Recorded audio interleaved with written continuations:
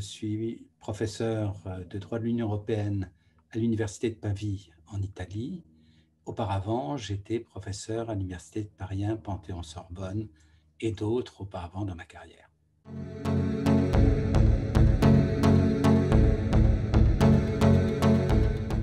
C'est le droit de l'application des textes législatifs, c'est le droit de la mise en œuvre des politiques de l'Union européenne. Le droit communautaire est né comme droit administratif. Un de mes ouvrages préférés, c'est Paul Reuter, 1953, La Communauté européenne du charbon et de l'acier. C'est absolument extraordinaire. Dans un livre de 250 pages qu'il a écrit un an après l'entrée en vigueur du traité, évidemment, il connaissait, et pas qu'un peu, le sujet, mais il a déjà su expliquer comment tout le droit matériel et le droit procédural de la CECA, et on voit bien que c'était un droit administratif. C'est un droit administratif dans le sens où le droit administratif, c'est le droit de l'application des lois. Ça, c'est une première chose pour moi. La définition, elle part du fait que c'est le droit de l'exécution, par opposition au droit constitutionnel qui est le droit des rapports entre pouvoirs, peut-être le droit aussi, évidemment, des droits fondamentaux.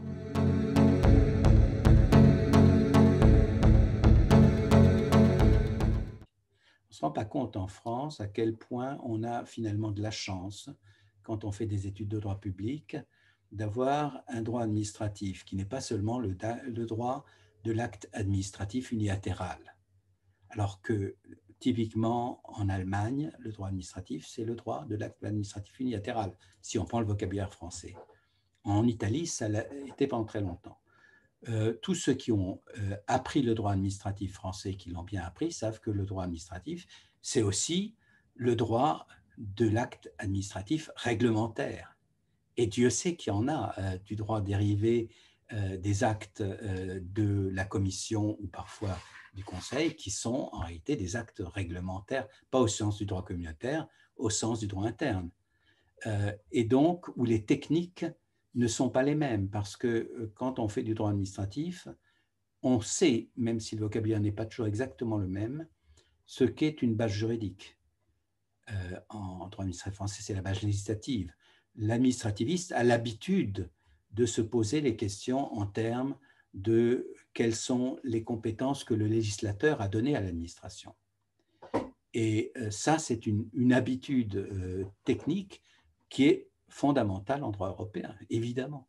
Même si dans les manuels, on n'insiste pas, les praticiens du droit européen, la première question qui se pose quand on prépare un projet, même d'ailleurs de directive, de directive ou de règlement législatif, quelle est la base juridique? Donc, premier réflexe. Le fait de ne pas avoir seulement l'acte individuel, mais l'acte réglementaire, c'est involontaire. Mais aussi, l'administrativiste français a fait du droit du contrat, et pas qu'un peu. Or, maintenant, la grande mode, le contrat, ça va remplacer le top-down, parce que c'est plus chic. Non, c'est une autre chose, et qu'en France, on a la délégation de service public, on a la concession de service public depuis un siècle et demi. Je ne dis pas que ça soit meilleur, ça fait qu'un administratif français est formé également au contrat. Et qui plus est, il est formé à la responsabilité. La responsabilité administrative. Mon directeur de thèse, René Chaput, il était célèbre pour son ouvrage sur responsabilité publique et responsabilité privée. On ne peut pas faire du droit administratif en France si on ne sait pas faire le droit de la responsabilité, toutes les problématiques. Alors, qu'est-ce qu'on voit? C'est que l'administrativiste français, et on l'est tous, mais ceux qui ont bien étudié le droit administrativiste, est formé au mieux pour le droit communautaire. Pourquoi? Il connaît les problèmes des bases juridiques pour des actes réglementaires, il connaît les problèmes d'application individuelle, évidemment, qui sont moins nombreux, mais qui se multiplient en droit de l'Union européenne maintenant. Il connaît les problèmes de droit du contrat, et c'est un domaine qui est extrêmement compliqué, les contrats de l'Union européenne, et surtout, il connaît la responsabilité. Il ne faut pas oublier que le régime de responsabilité dans le traité CECA, c'était incompréhensible pour quelqu'un qui n'était pas un administrativiste français parce que c'était une synthèse de la jurisprudence du Conseil d'État. Mais après ça, ça a été retraduit et développé par la jurisprudence. Pour un administrativiste français, il n'y a pas de problème. Pour un administrativiste allemand, anglais, italien, qu'est-ce que c'est? Ah oui, c'est vrai, quand j'ai fait du droit privé, je me suis occupé de la responsabilité, je me suis occupé du contrat, etc. Donc,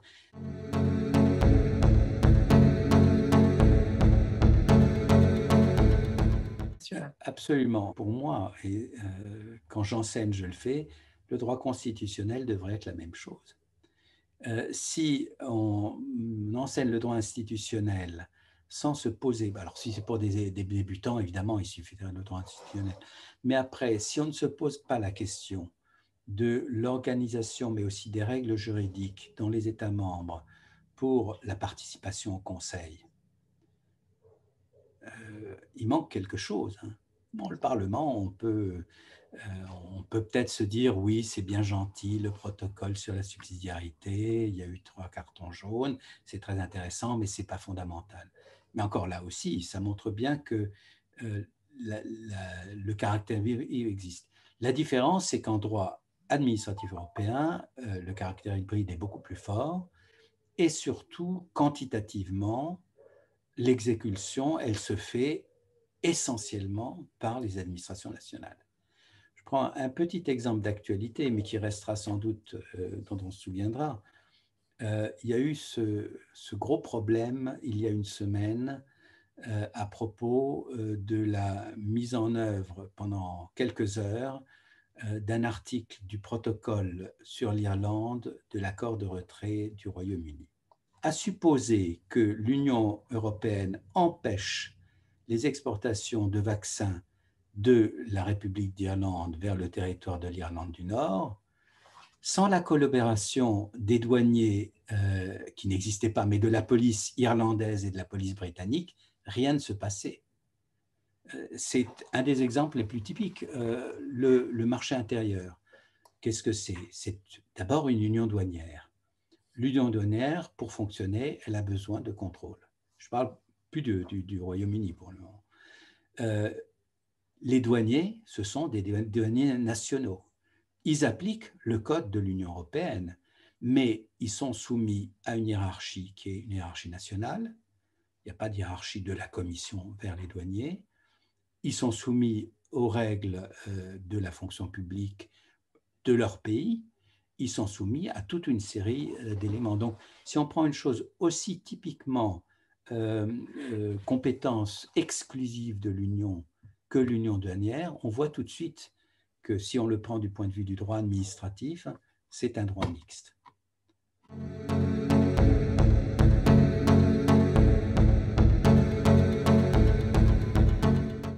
C'est absolument pas la chose fondamentale. Le Royaume-Uni n'est plus là, mais il y a encore l'Irlande qui a un droit administratif qui est très très proche de celui du Royaume-Uni. Oui, il y a des différences. Ce n'est pas une catégorisation utile. Ce qui est utile, c'est de savoir qu'il y a toute une série de systèmes de droit administratif. Ce qu'il y a de mieux encore aujourd'hui, c'est l'ouvrage de Michel Fromont de 2007, si je me souviens bien, droit administratif des États européens. Et lui, il a 4 familles et il a raison.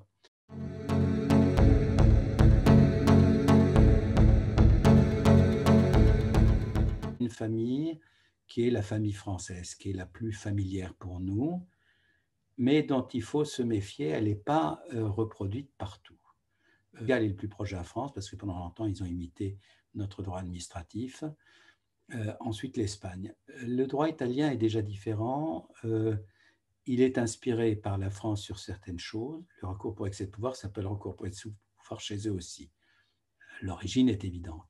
Mais le droit italien est beaucoup plus marqué par des choses dont je vais parler dans un instant, qui le rapprochent du droit allemand. Donc, une famille que, en principe, les étudiants et professeurs français qui ont fait du droit public doivent connaître, qui est le droit administratif français. Notez bien, la Belgique n'a pas un droit administratif français. Elle a un conseil d'État, mais elle n'a pas un droit administratif français.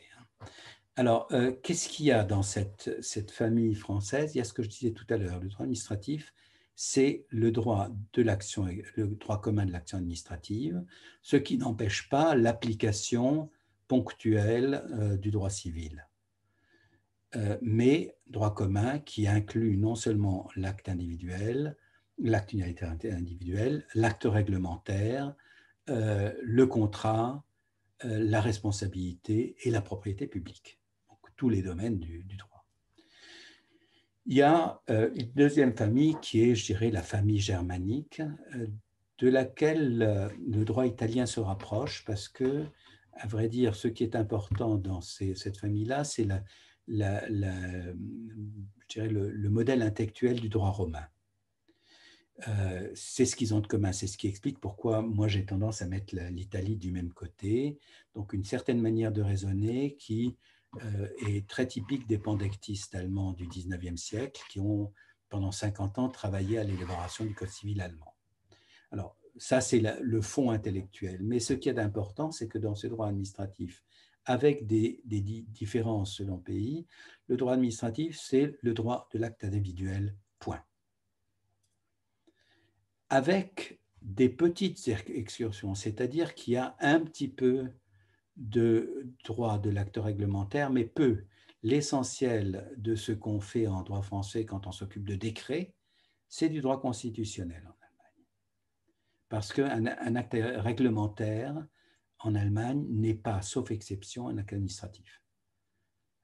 Et il y a beaucoup moins il n'y a pas de règlement autonome, etc. etc.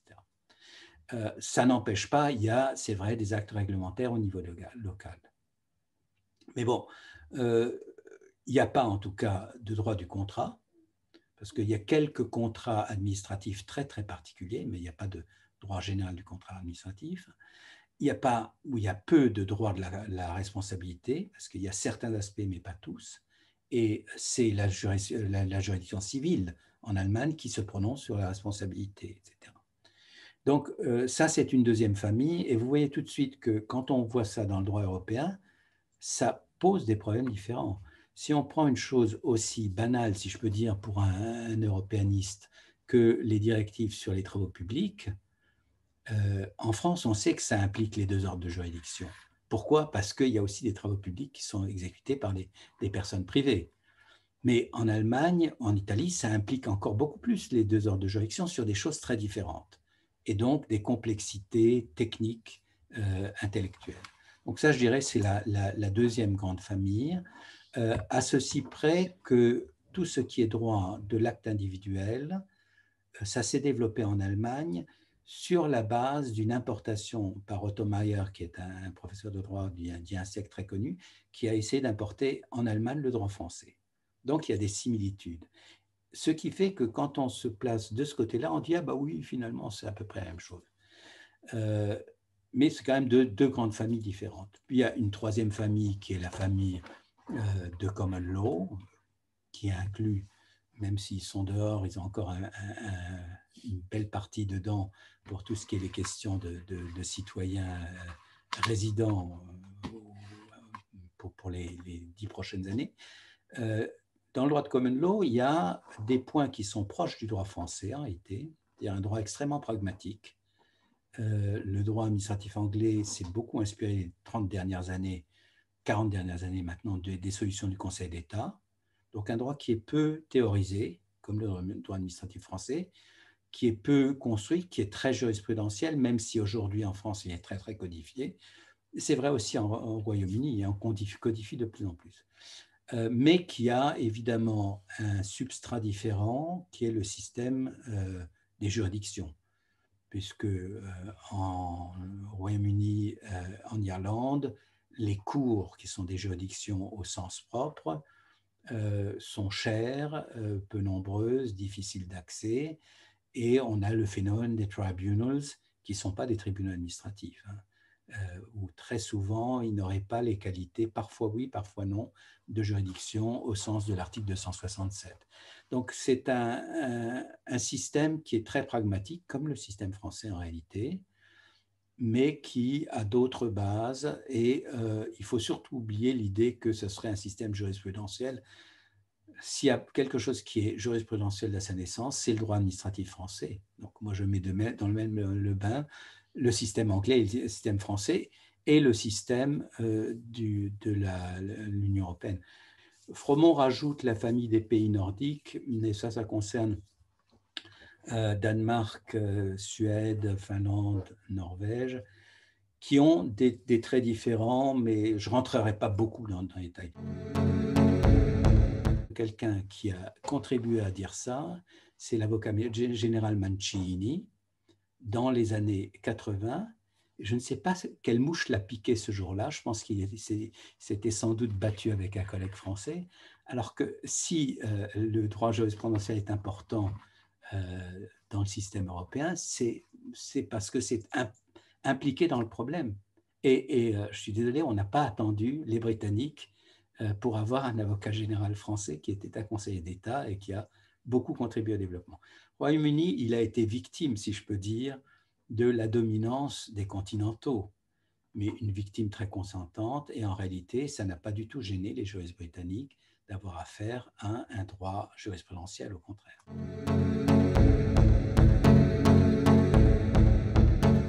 Les pères de ce projet sont Jens Peter Schneider et Herbig Hoffmann, qui sont deux professeurs allemands, mais Herbig Hoffmann est un professeur germano-luxembourgeois, et qui ont eu cette idée il y a maintenant 11 ans, en se disant, il y a un projet que certains connaissent bien, qui a commencé il y a plus de 30 ans, qui était les civilistes, en particulier Ole Due, qui était un Danois, qui avait lancé ce projet sur le Code civil européen, qui après s'est un peu réduit comme une peau de chagrin, qui est devenu le projet sur le droit du contrat, qui est en réalité civil européen. Et ils se sont dit, ça serait intéressant de se poser une question et de regrouper des collègues administrativistes de différents pays européens pour voir ce qu'on pourrait faire en matière de coopération. Il n'y avait pas encore l'idée du code. Ils ont organisé une première réunion à laquelle j'ai été invité en réalité parce que maintenant il y a prescription. Je peux dire que j'étais un des évaluateurs des projets qui ont été présentés à la Commission européenne pour le droit du contrat. Et donc, cette expérience-là faisait que je pouvais être utile. Et puis, ils ont découvert que j'ai une logorée comme maintenant, j'ai tendance à beaucoup parler, j'avais des choses à dire. Et donc, on avait un groupe, une dizaine de personnes qui sont toujours le comité directeur de ce réseau, qui se sont réunis, et on a commencé à se dire, il faudrait qu'on travaille un peu sur l'idée de faire peut-être pas une codification, mais ce que fait l'American Law Institute qui s'appelle des restatements, c'est-à-dire des espèces de reformulation du droit non écrit. Et puis, on s'est divisé en différents groupes de travail selon les thématiques. Typiquement, deux Français ont fini dans le groupe sur les contrats, parce que nous, les statistiques français, on connaît, et un collègue allemand qui connaît très bien le droit français aussi. Donc, on a eu différents groupes, un sur l'acte individuel, évidemment, un sur l'acte réglementaire, et c'est extrêmement important, évidemment aussi pour le droit européen, on le sait, un sur le contrat, et puis un groupe qui était plus original et que je trouve en réalité plus intéressant, qui était sur à la fois la coopération entre administrations et surtout les aspects informatiques, et que vous retrouvez, pour ceux qui le veulent, dans la publication que nous avons faite il y a maintenant un petit bout de temps sur le code de procédure administrative européenne. On a beaucoup travaillé ensemble, on s'est beaucoup amusé, parce qu'on n'a pas créé une société, une association, rien du tout. Chacun a cherché des financements, il pouvait. On n'a pas eu de financement de la Commission européenne, et tant mieux. On était totalement libre de faire ce qu'on voulait. Et à un certain moment, on s'est dit, on connaît tous nos systèmes de procédure administrative dans les différents États membres. La plupart ont un code de procédure administrative, sauf la France. Mais la France était en train de le préparer. Et Jean-Bernard Roby, qui était dans notre groupe, a été un de ceux qui ont beaucoup conseillé les membres du Conseil d'État, parce que ce sont eux qui l'ont fait, qui ont préparé le Code de procédure administrative française. Et donc, l'idée, c'est de dire, on connaît les défauts, tous les problèmes, et Dieu sait qu'il y en a en matière de procédure administrative au niveau européen. Proposer une codification pour être un travail intéressant pour les institutions et surtout pour nous.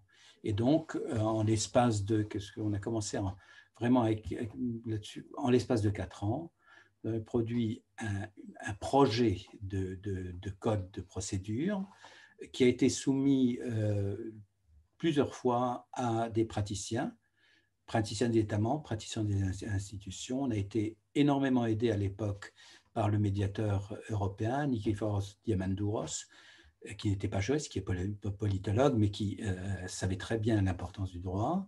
Et nous avons donc produit ce projet de code qui a été d'abord publié en ligne en anglais, et puis ensuite en plusieurs langues, qui a inspiré très directement le Parlement européen dans sa proposition. Le Parlement européen a adopté en 2016 une résolution d'initiative législative demandant à la Commission de faire une codification de la procédure. Et pour la première fois, le Parlement ne s'est pas contenté d'une résolution, il a annexé son propre projet de règlement de procédure qui est en partie inspiré par notre projet. Je veux dire que j'ai fait partie avec 3 autres collègues d'un groupe qui les ont conseillés. Ils ont suivi certains de nos conseils, pas d'autres, et tant mieux. Et donc, on a eu cette satisfaction de voir qu'on faisait un travail utile pour les institutions. Et je dirais, pas pour tous, moi, je n'avais pas de surprise, j'étais un peu cynique. Aussi, un peu triste de voir que rien ne s'est passé finalement. Mais c'est normal, il faut du temps pour que ce genre d'initiative ait un résultat. Alors, pour terminer là-dessus, ce projet a eu un impact, on le voit, universitaire assez fort, parce que dans beaucoup d'États membres, il y a eu des journées d'études. La plus impressionnante pour nous, ça a été en Allemagne, où la Cour administrative fédérale a organisé 2 jours et en présence pendant 1 jour et demi du président de la Cour administrative fédérale allemande et pendant un petit bout de temps du vice-président du Conseil d'État, parce que tous les 2 travaillaient beaucoup. Ils étaient venus. Bon. Donc, une satisfaction qui, pour moi, en tant qu'universitaire, est très forte, d'avoir un impact sur les institutions, de pouvoir aussi animer des débats. Et on va voir ce que ça donnera. Peut-être que dans 10 ou 20 ans, il y aura un code de procédure administrative non contentieuse. Évidemment, il faut préciser en français européen.